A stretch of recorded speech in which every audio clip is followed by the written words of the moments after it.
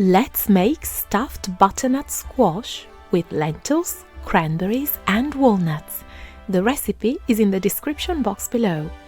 This is the second in a series of special Christmas recipes.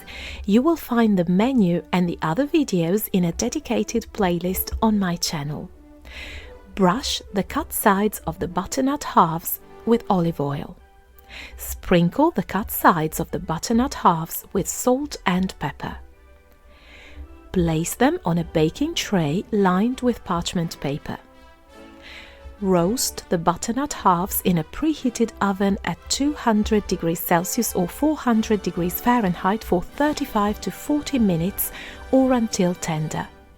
Sauté the chopped onion, carrot and garlic in olive oil for about 5 minutes.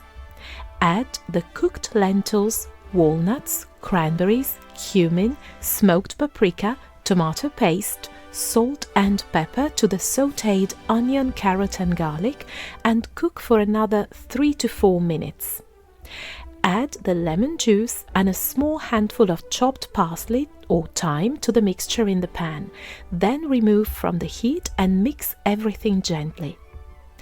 Once the squash halves are tender, carefully scoop out some of the flesh.